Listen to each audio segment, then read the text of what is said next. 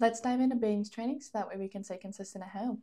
Whenever he's doing behaviors that we want to keep seeing, such as following our commands, we're going to reinforce and reward that behavior with either praise, petting, or treats. And then whenever he's doing things that we don't want to see, such as not following our commands or jumping up on us, we're going to decrease that behavior with the follow through of our training equipment. So let's go over Bane's training equipment. This is his prong collar. He's going to wear this whenever he is on a leash. How we take this on and off is we're just going to push down on a prong as we secure the other one and push through like so. And then we're going to pinch the prong and put it through the other prong. Then whenever he has this on, the leash is going to attach to the D-ring that swivels.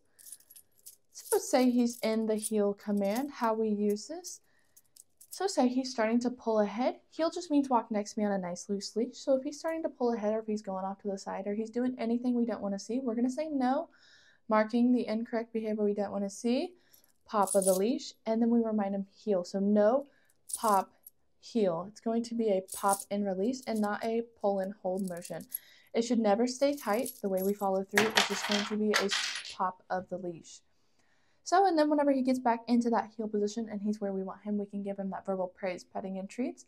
So we reinforce the behavior that we want to keep seeing. So now that we've gone over his equipment, let's dive into his commands. We've already kind of gone over the heel.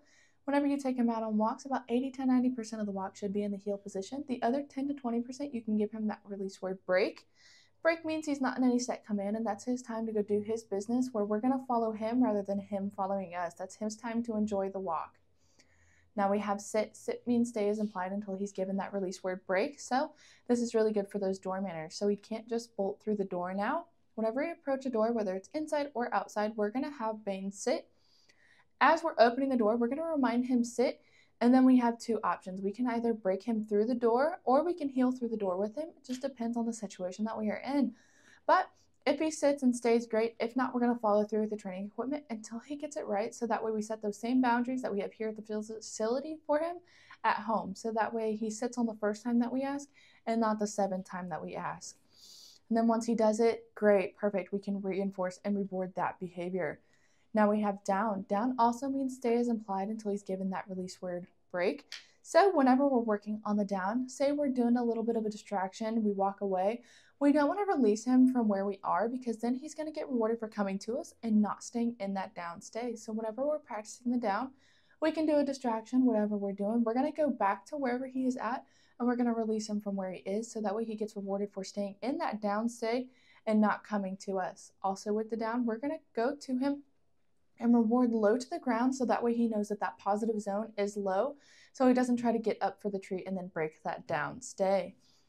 Now we have place. Place is a boundary stay, ideally on an elevated bed. This is going to be really good to use whenever we're introducing new people into the house. So whenever we have new people coming over, we can have Bane go to place so that way he can still experience them coming in, but he has a set command to do, so he's a little less anxious of everything that is going on since he's a little bit anxious whenever he meets new people.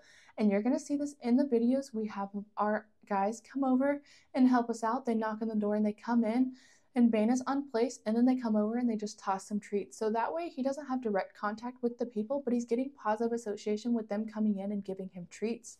So this is something you can practice with him whenever you take him home. I would suggest having the leash on him in the house when you're practicing this, just in case he decides to get up. We have a way to kind of guide him back to the place bed if we need to. So with place, we're also not going to release him from a distance because then he's going to get rewarded for coming to us. Whenever we release him, we're going to go back to him, and then we reward on the place bed so he knows that boundary is the positive zone. Then we just want to make sure that he knows what the boundary is. So that's why we like to use an elevated bed, because that boundary is a little bit more distinct than one of the regular flat fuzzy beds. It's all up to you. So that is place. Now we have come when called. Whenever we're practicing come when called, I suggest like a 50 to 30-foot leash. So that way if he decides to get extra distracted out there doing his own thing, we have a way to reel him back into us like a fish if we need to. So say we're working on this, we're going to give him that release word break, because likely when we need him to come back to us, it's when he's in that distracted state of mind. So we can go ahead and give him that release word break, let him get distracted, do his own thing. When we call him to us, as he's coming to us, we're going to praise him and let him know what he is doing is what we're asking of him. Whenever he gets to us, we're going to have him sit, and then we can give him the reward. The reason we have him sit is because we don't want him to just come to us and then run back off. So We're going to praise him. We can even back up to invite him into our space, have him sit, then we give him that reward. And then let's say we ask him to come to us and he ignores us. We're going to say no, marking the incorrect behavior we don't want to see. We're going to call him again with the pop of the leash so we can follow through with that no that we told him. And then we're still going to praise him as he's coming to us and have him sit and give him the reward, because even though he got a follow through out there, we're still going to praise him for coming to us and give him that reward. So he always has a positive association with coming to us. So that is all of Bane's commands. So we're going to reinforce and reward those behaviors we want to keep seeing, whether that's following our commands or just laying down and doing calm behaviors that we want to keep seeing. And then with those behaviors that we don't want to see, such as jumping up on us or not following the commands, we're going to follow through with the training equipment so we can decrease those behaviors. So now we're going to watch Bane do all of his commands, and we're going to stay consistent, and we're going to have fun. And this is him doing his commands.